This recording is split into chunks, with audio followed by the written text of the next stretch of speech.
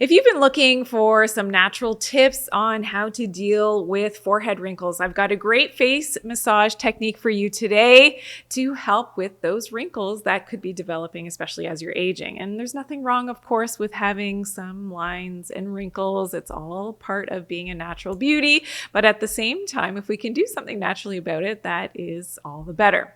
Okay, so for the first exercise and face massage, you want to really balance out and massage any tension that is in that big muscle that starts here right above your eyebrows and right goes back to your occiput, so to the back part of where your neck meets your skull. And we do hold a lot of tension in this area, and that surprisingly will cause more of the wrinkles happening on the forehead because of all that tension and holding on. So all you're going to do with your fingers is just to gently massage all of that area. I always like to close my eyes and really get in there and do a nice scalp massage, of course, ideally in a relaxing setting.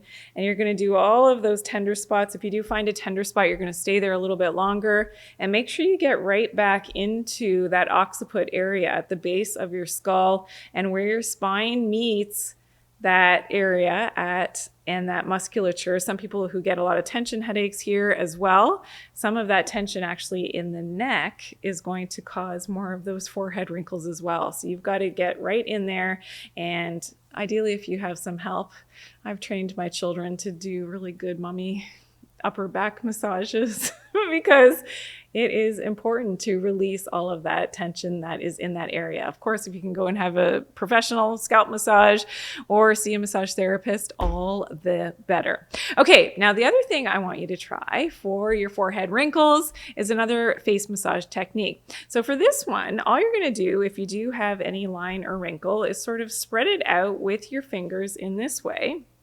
And now you're going to use your other index finger to iron out basically that wrinkle. So again, you're spreading the wrinkle so that it is nice and smooth.